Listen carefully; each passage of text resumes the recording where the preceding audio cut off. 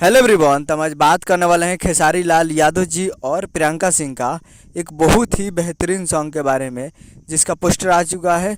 और इस गाने को लिखे हैं राकेश निराला जी और इसमें म्यूजिक दिए हैं ओम झा जी। और इस गाने को गाए हैं खेसारी लाल यादव जी और प्रियंका सिंह जी, जो कि आपको स्क्रीन के ऊपर दिखाई दे रहा है। जिस सॉन्ग का टाइटल रखा गया है एस्लेटी रंग सरिया, जिसका टाइटल है एस्लेटी रंग सरिया।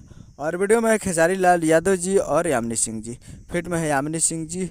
और आप लोगों को मालूम होगा कि एक फिल्म का ट्रेलर रिलीज़ किया गया था, जिस मूवी का नाम था प्यार के बंधन। और उसमें डायरेक्टर अनंजय रघुनाथ जी थे और इस गाने में भी डायरेक्टर अनंजय रघुनाथ जी हैं। तो ये एक मूवी का सॉन्ग है, जी हाँ, एक मूवी का सॉन्ग है जिस मूवी का नाम है प्यार के बंधन। और उस मूवी का काफ़ी बेहतरीन सॉन्ग है ये, जिसका टाइटल है स्लेटी रंग सरिया। तो अभी कंफर्म नहीं है कि ये मूवी का सॉन्ग है, लेकिन है ज़रूर।